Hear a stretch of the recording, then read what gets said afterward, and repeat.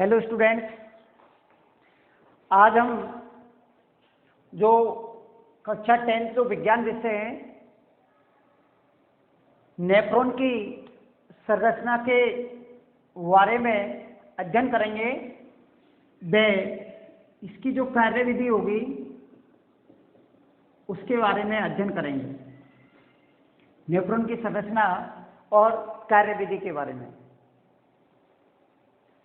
आपने पहले की जो वीडियो बनाई थी उसमें पढ़ा है कि जो वृक्क होते हैं उन वृक्कों में छोटी छोटी नलिकाकार संरचनाएं पाई जाती है और उन नलिकाकार संरचना को कहते हैं नेफ्रॉन। क्या कहते हैं? नेफ्रॉन। ये जो नेफ्रॉन होता है, इस नेफ्रॉन में मूत्र निर्माण की प्रक्रिया संपन्न होती है। किसकी प्रक्रिया संपन्न होती है बेटा? मूत्र निर्माण की प्रक्रिया संपन्न होती है, अर्थात रक्त में से हानिकारक पदार्थों को बाहर निकाला जाता है। तो जब हानिकारक पदार्थ रक्त से बाहर निकल जाते हैं तो वो बाहर निकल करके और जल के साथ मिलकर के मूत्र का क्या करते हैं? निर्माण करते हैं। आइए देखते हैं, ये जो दिया गया जो डायग्राम है वो किसका है? नेफ्रॉन का। अब पहले इसके एक एक भाग के नाम देखो। नेफ्रॉन का ये जो भाग कहलाता है, ये जो प्याले नुमा जो संरचना है, ये देख लिया आपको, कटोरी जैसी संरचना, इसको बोलते हैं बोमेन संपुट। क्या बोलते हैं इसे? बोमेन संपुट। ये बोमेन संपुट हो गया, प्याले नुमा संरचना। ठीक, ये जो दो आपको जो नलियां दिखाई दे रही है इसको बोलते हैं अभिभाई धमनी। कौन सी धमनी है ये? अभिभाई धमनी। और ये जो दिखाई दे रही है इसको बोलते अपोभाई धमनी। कौन सी धमनी है? अपोभाई धमनी। एक अभिभाई धमनी और दूसरी जो है वो है आपकी अपोभाई धमनी। ये जो अभिभाई धमनी है ये यहाँ पर इसके अंदर ऐसे गुच्छों के रूप में बदल जाती है। ऐसे देखो इधर, ऐसे ये गुच्छों के रूप में बदल जाती है। और ये जो गुच्छा होता है ये कहलाता है ग्लोमेरुलस। ग्लोमेरुलस क्या कहलाता है? ये ग्लोमेरुलस। और इसी का दूसरा नाम है केशिका गुच्छ। दूसरा नाम क्या है इसका? केशिका गुच्छ। इसका निर्माण कैसे होता है एक बार फिर से समझो। ये जो अभिभाई धमनी होती है, जब ये बोमेन संपुट के अंदर प्रवेश करती है तो ये अभिभाई धमनी अनेक शाखाओं में बढ़ जाती है, पतली पतली सी शाखाओं में बढ़ जाती है, ऐसे जाल जैसा निर्माण कर लेती है। तो ये ग्लोमेरुलस या क्या हो गया? केशिका गुच्छ हो गया। जैसे चाय छानने की जो छन्नी होती है तो उसमें जो पतली पतली सी, जहाँ से चाय छनती है तो वहाँ जो पतली पतली सी जो उसमें लाइनें दिखाई देती है, इसी प्रकार से यहाँ पर पतली पतली सी ये शाखाओं में बढ़ जाती है। ये पतली पतली शाखाएं हो गई, ग्लोमेरुलस से केशिका गुच्छ नाम दिया। और वापस जो आ रही है वापस, इसको नाम दिया अभिभाई धमनी। ध्यान ये रखना है, अभिभाई धमनी के द्वारा तो रक्त अंदर प्रवेश करता है इस बोमेन संपुट में, इससे तो अंदर जाएगा रक्त, और अंदर जाने के बाद इसके द्वारा छनेगा, और छनने के बाद जो वापस आएगा रक्त वो इसके द्वारा वापस आएगा, इसके द्वारा आपका शरीर में वापस आता है। क्योंकि इस धमनी के द्वारा अंदर प्रवेश करेगा और अभिभाई धमनी के द्वारा तो प्रवेश करता है और अपभाई धमनी के द्वारा कहाँ पर आता है? वापस बाहर आता है। तो इस प्रकार की ये जो संरचना होती है वो इस प्रकार की संरचना होती है बोमेन संपुट में। अब अगला, इसके बाद जो भाग है ये आप देख रहे हो, ये पूरा नलिकाकार भाग है ये। और ये जो पूरा नलिकाकार भाग है इसको 3 हिस्सों में बांटा है। ये जो पास का भाग है ये वाला, ये तो कहलाता है समीपस्थ कुंडलित भाग। कौन सा भाग है ये? समीपस्थ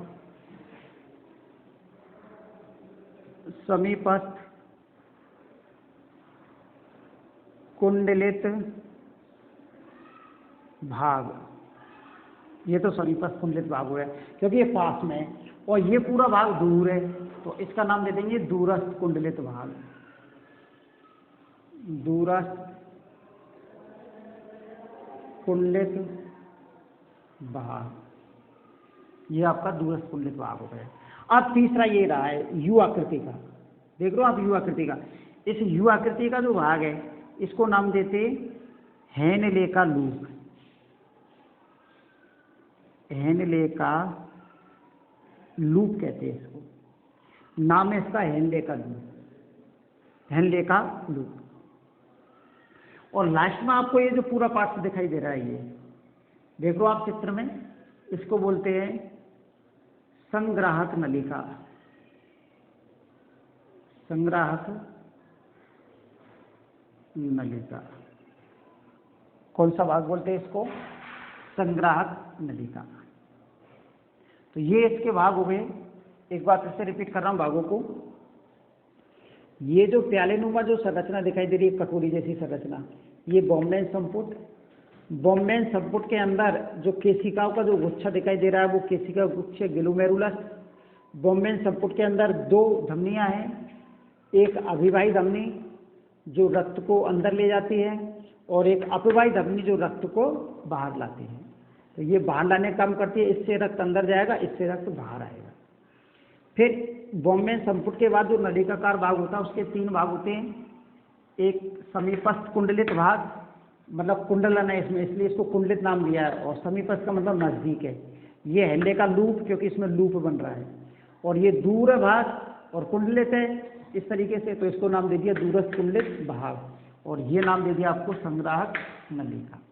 क्या नाम दिया है? संग्राहक नलिका। अब देखो, अब इसकी जो क्रिया विधि है वो कैसे होगी, मूत्र का निर्माण कैसे होगा वो समझना है।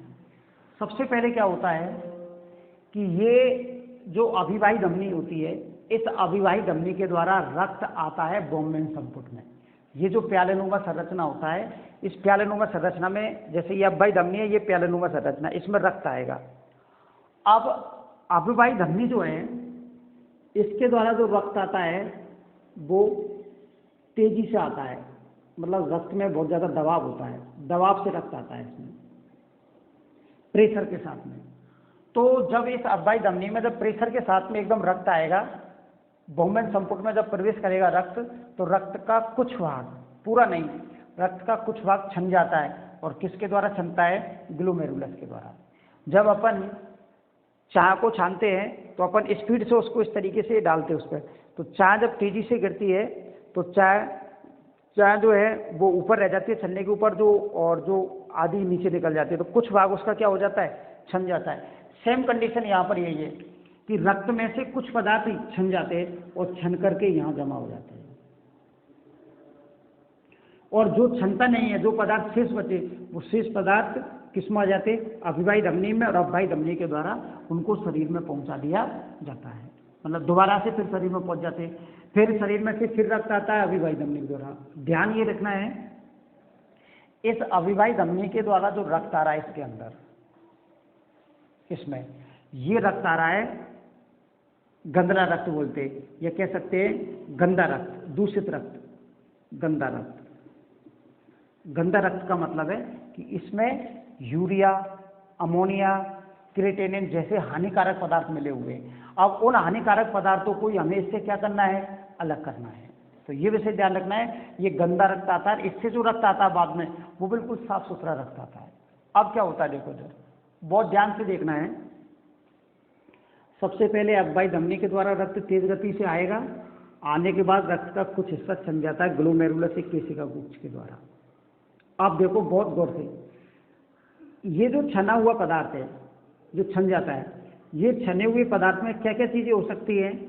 इधर देख रहा हूं मैं, छने हुए पदार्थ में ग्लूकोज है, यूरिया है, अमोनिया है, यूरिक अम्ल है, क्रिएटिनिन है, अमीनो अम्ल है। ये जो पदार्थ है, ये सारे पदार्थ छन जाते हैं और छन करके यहाँ पर इकट्ठा हो जाते हैं। इसके पेंदे में, यहाँ पर जो बोम्बेन संपुट का पेंदा यहाँ पर इकट्ठे हुए, मतलब ये जो पदार्थ छने हुए पदार्थ है ना, यहाँ पर छन करके निकले, ये निकलने वाले पदार्थ में glucose, urea, ammonia, creatinine, amino, मतलब ये सारे पदार्थ यहाँ करके इकट्ठा हो जाते हैं। अब थोड़ा सा गौर से देखो इधर, ये जितने भी पदार्थ हैं ना, इसमें कुछ लाभकारी पदार्थ भी है और कुछ हानिकारक पदार्थ भी। अब सोचो, यदि माना ग्लूकोज छन गया यहाँ पर, और ग्लूकोज को छानने के बाद अगर उसको सीधा ही मूत्र में मिला दिया जाएगा तो ग्लूकोज मूत्र के द्वारा बाहर निकल जाएगा, क्योंकि ये लाभकारी पदार्थ है। ठीक है, अमीनो अम्ल की बात करें तो ये हमारा लाभकारी पदार्थ है। तो यहाँ पर जब पदार्थ छनते हैं तो कुछ लाभकारी पदार्थ भी छनते हैं और कुछ कैसे पदार्थ होते हैं, हानिकारक पदार्थ भी होते हैं। अब हमें करना क्या है कि जब ये पूरे पदार्थ छन जाते हैं तो छने हुए पदार्थ आ जाते हैं नलिकाकार वाले भाग में। किसमें आ जाते हैं ये? नलिकाकार वाले भाग में। इनके साथ साथ में जल भी होता है, इनके साथ ध्यान रखना है, बिना जल के तो ये छन ही नहीं पाएंगे सारे पदार्थ, तो जल भी इनमें मिला हुआ होता है। Glucose, urea, ammonia, creatinine, amino अम्ल, जल होता है। अब क्या होता है देखो, अब ये जो नलिकाकार वाले भाग में जैसे ही ये सारे पदार्थ आते हैं तो ये पूरा जो नलिकाकार वाला भाग दिखाई दे रहा है आपको, इस नलिकाकार वाले भाग के द्वारा जितने भी लाभकारी पदार्थ है, जितने भी जो लाभकारी पदार्थ है, जो भी लाभकारी पदार्थ छने, उन लाभकारी पदार्थों का पुनः अवशोषण कर लिया जाता है। पुनः क्या कर लिया जाता है? अवशोषण।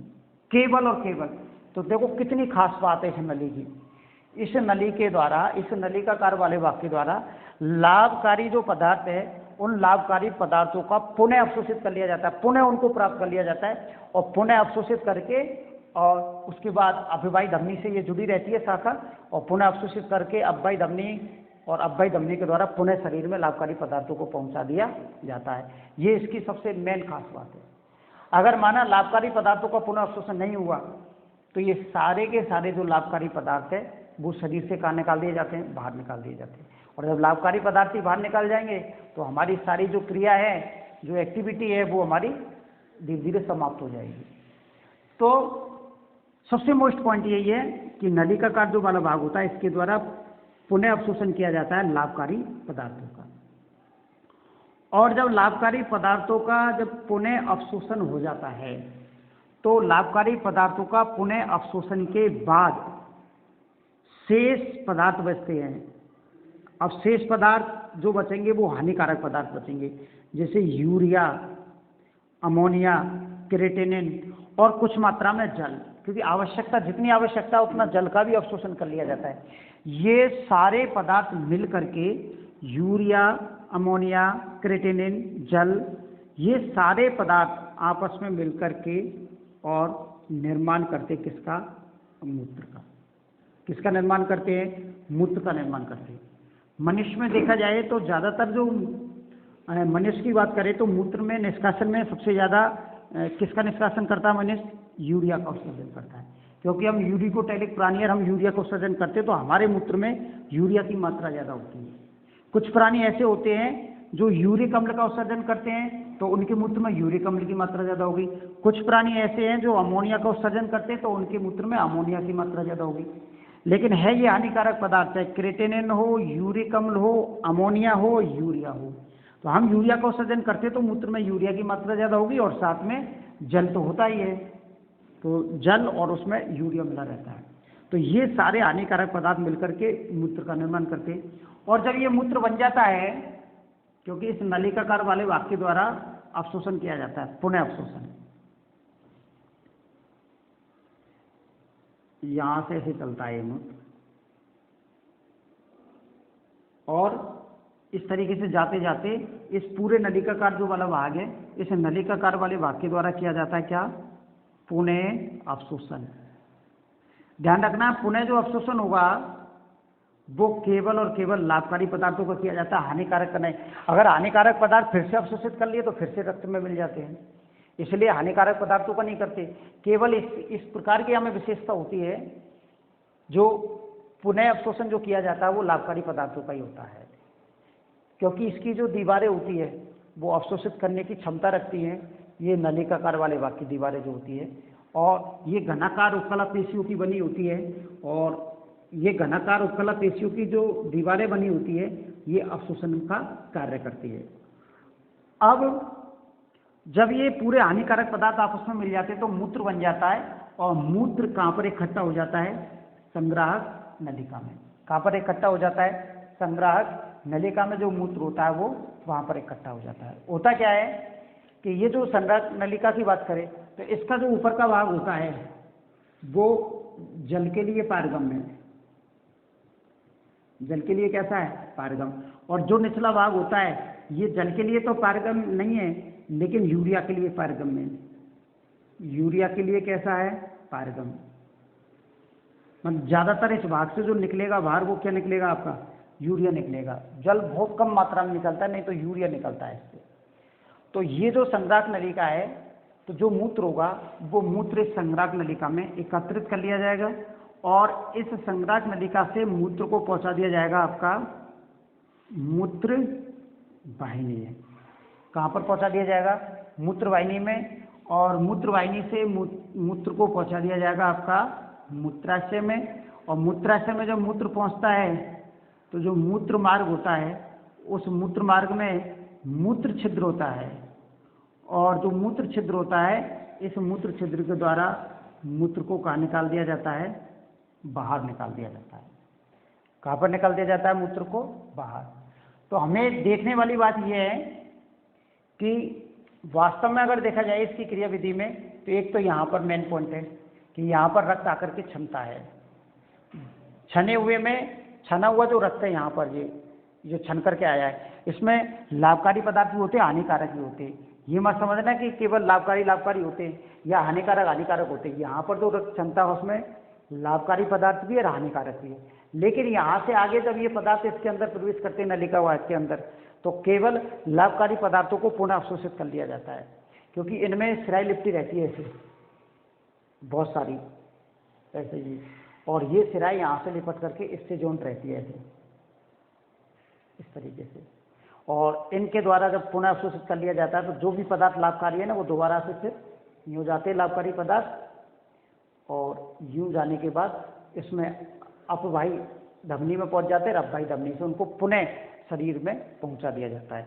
अब शरीर में जो रक्त जाता है अपवाही धमनी के द्वारा जो जा रहा है यहाँ से, वो बिल्कुल शुद्ध रक्त है, गंदला रक्त नहीं है, क्योंकि उसमें यूरिया, अमोनिया, वो यूरिया, अमीनो अम्ल और क्रिएटिनिन जैसे जो हानिकारक पदार्थ उनको बाहर निकाल दिया हमने। मतलब वो सारे हानिकारक पदार्थ इसमें रह जाते हैं नली के अंदर ही, और नली के अंदर रह करके और सभी किसका निर्माण करते हैं? मूत्र का निर्माण करते हैं।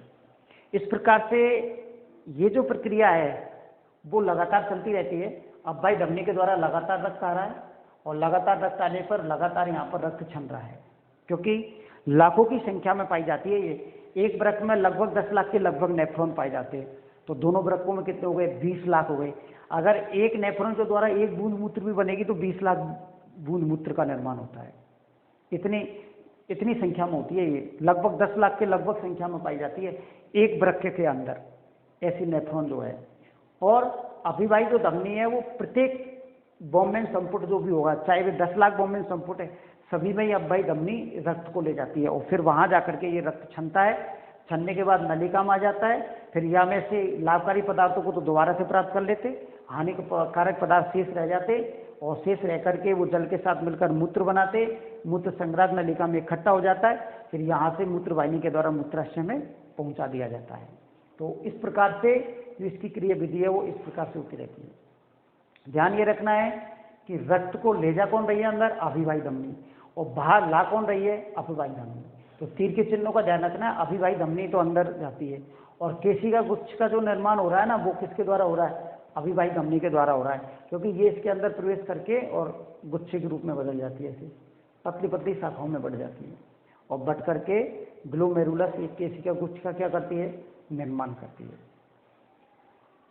अब देखा जाए तो एक व्यक्ति जो होता है वो प्रतिदिन लगभग, एक सामान्य वयस्क व्यक्ति की बात करें तो वो 1.5 लीटर मूत्र का त्याग करता है। कितने लीटर है? 1.5 लीटर का। तो 1.5 लीटर जो मूत्र होता है उसका त्याग करता है वो। तो लगभग छन्ने को तो 5 से 6 लीटर क्षमता पर रहेगा, ज़्यादा भी छन जाता है, 10 से 12 लीटर भी छन जाता है, लेकिन उसमें से केवल 1.5 लीटर मूत्र का त्याग करता है। ऐसा क्यों कि छनने को तो इतना आ रहा है इसमें, लेकिन 1.5 लीटर, क्योंकि छनने को तो यहाँ 10 से 12 लीटर छनता है, लेकिन उस छनने वाले पदार्थ में लाभकारी पदार्थ है, तो उनको दोबारा से प्राप्त कर लिया जाता है। तो दोबारा से प्राप्त करेंगे तो केवल हानिकारक पदार्थ बहुत ही कम मात्रा में बचते हैं, तो 1.5 लीटर ही मूत्र का त्याग हो पाता है। अगर माना लाभकारी पदार्थों को भी दोबारा से प्राप्त नहीं करेंगे तो 10 से 12 लीटर ही मूत्र का त्याग करेंगे डेली। तो लेकिन नहीं होता ऐसा, क्योंकि लाभकारी पदार्थ प्लस आवश्यकता से अधिक जल आ गया तो उसको भी अवशोषित कर लिया जाता है, क्योंकि जल भी बहुत आवश्यक है हमारे शरीर के लिए। तो आवश्यकता से अधिक जल आ गया तो उसको अवशोषित कर लेंगे, और ज़्यादा से ज़्यादा हम बार बार में पानी पिएंगे तो जल ज़्यादा मात्रा में आवश्यक नहीं है, तो फिर वो मूत्र का निर्माण जल्दी होगा, क्योंकि वो जल जितना ज़्यादा पिएंगे तो वो जल की मात्रा को बाहर निकालना पड़ेगा। तो ये भी स्थिति इसमें हो जाती है। तो ये आज हमने यहाँ पर नेफ्रॉन की संरचना और कार्य विधि के बारे में अध्ययन किया है। ठीक, कल हम फिर से लेके आएंगे आपको अलग जो सिस्टम है उसके बारे में हम अध्ययन करेंगे। तो इस वीडियो को आप ध्यानपूर्वक देखना। धन्यवाद।